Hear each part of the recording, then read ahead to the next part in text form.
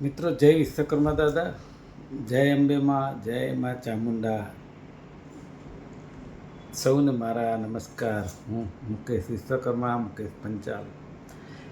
ફટાફટ બે ત્રણ વાતો એવી છે તમને કહી દઉં, બહુ ટાઈમ નથી બગાડવો આપણે.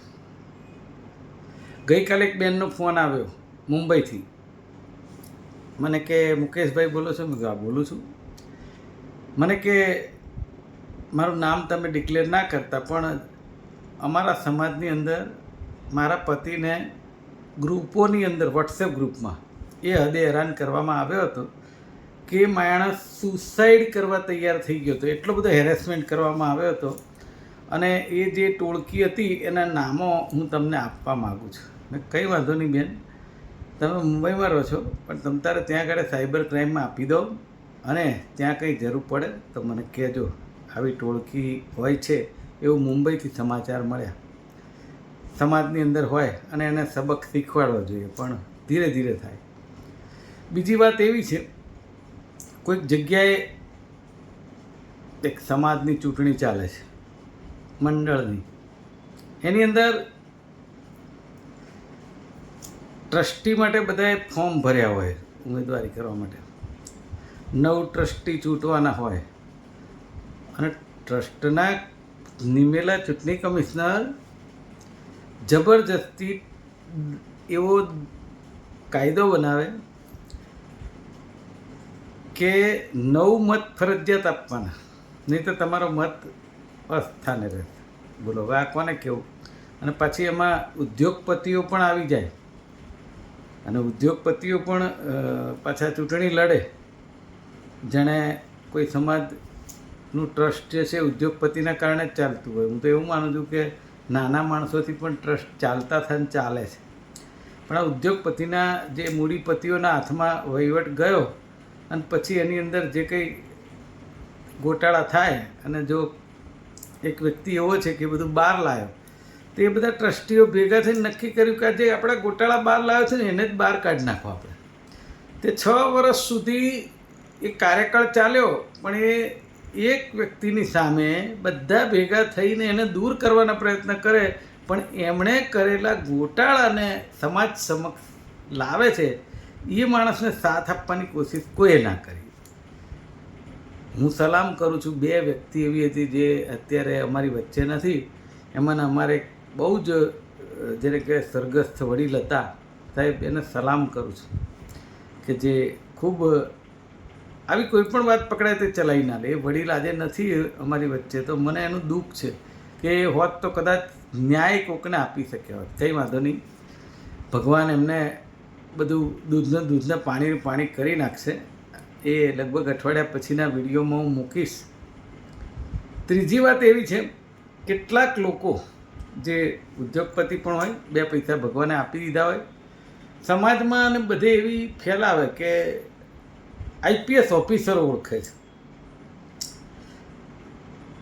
મારે હવે એના ઉપર એનાલિસિસ કરવું છે કે આઈપીએસ ઓફિસરોનો ડર બતાવી અને તમે શું બધું કરી શકો? એટલે શું?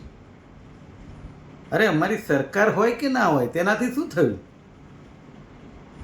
અરે હું તો કાર્યકર્તા છું, મારે કોઈનો વોચ નથી લેવો, મારે કોઈ ખોટું કામ નથી કરવું, મને ડર છે ન હોય. જેને ખોટું કામ કરવું હોય એને આઈપીએસ ઓફિસર અને આઈએસ ઓફિસરની ઓળખાણ રાખવી પડે અને લોકોને ધમકી આપવી પડે. અમારે નહીં. અહીંયા તો સાચું બહાર લાવવાનો હંમેશા પ્રયત્ન કરવાનો છું, કરતો રહીશ, છેલ્લા શ્વાસ સુધી કરીશ. હા, કદાચ મારું મર્ડર કરાવી નાખે બધા ભેગા થઈને તો કદાચ એ કુદરતને જોવાનું છે, એમાં તો કોઈ પાચમની છટ થતી નથી. અને હા, કેટલાક ગ્રુપોની અંદર કેટલાક લોકો એવી ટોળકી હોય છે. હવે હું અનફોર્ચ્યુનેટલી પાર્ટીનો માણસ હોવાથી હું ડિબેટ કરું, તો એમાં પણ એમને ઈર્ષાને વાંધો છે, એમાં કોમેન્ટો ખોટી કરે છે. મેં વિડીયો ઉતારી લીધો છે. અરે ભાઈ, તમને જે વસ્તુ નથી સમજણ પડતી એની વિશે તમારે બોલવાની ક્યાં જરૂર છે? અને પાછા સુરત ક્યાંથી લોકો કોમેન્ટો કરે. અરે ભાઈ, તમે તમારું સંભાળો. એ અમદાવાદની ચૂંટણીમાં બહુ રસ છે ને માટલો છે. મને ખબર નથી પડતી, બહારના લોકોને અમદાવાદની ચૂંટણીમાં બહુ રસ છે, ખબર નહીં શું છે. એનીવે, પણ આવા લોકોને સબક શીખવાડવો જોઈએ. ઉદ્યોગપતિઓથી અને મૂડીપતિઓથી ક્યારેય ટ્રસ્ટ ચાલતા નથી. ટ્રસ્ટ હંમેશા નાના માણસથી સુચારું, સારો અને વૈચારિક વહીવટ કરી શકાય છે. કુલડીમાં ગોળ ભાંગનારાઓથી ના થાય. સમજો, ચૂંટણી છે અને જેને કહેવાય કે ઉજાગર કરવાનો છું. હજી થોડા દિવસ પછી મતદાન છે 3 તારીખે, અને ખૂબ જેને કહેવાય કે ખોટી રીતે ચૂંટણી થઈ રહી છે કાયદાની વિરુદ્ધમાં. ઠીક છે, એ તો હું પડકારવાનો છું. જીતી બી જશે ને આનંદથી, તો પણ એને પડકારવાનો છું, એની ચિંતા નથી મને. પણ સમાજના આજીવન સભ્યોને કહેવાનું, મતદાતાઓને કહેવાનું, જે કોઈ હમણાં એમના જે બનાવી રાખેલા છે એ કદાચ ઊંધું ગલીને મત આપશે, પણ સમાજના તટસ્થ લોકોને કહેવા માગું છું કે જોઈ વિચારીને મત આપજો. આ લોકોએ એક યુનિટી કરી એક માણસને બહાર કાઢવાનું કામ કર્યું છે. એવા લોકો હું તો કહું સવાલ કરે એ ટ્રસ્ટીઓને કે એ માણસનો વાંક શું છે તો તમે એને કાઢવા મથો છો.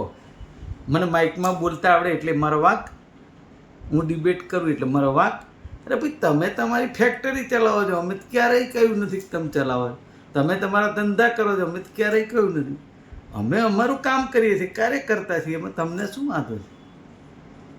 અને હું તો મારું સોશિયલ મીડિયાની મારી પોતાની ચેનલ છે, એમાં લોકશાહીની આઝાદી છે બધાને, જેને જે કરવો કરે. પણ કોઈના વિરુદ્ધ ખોટી ટિપ્પણી ક્યારેય હું નથી કરતો. અને જે કંઈ બોલું છું એને સાબિત કરી બતાવું તો જ બોલું છું. સાચો માણસ છું. જય અંબે.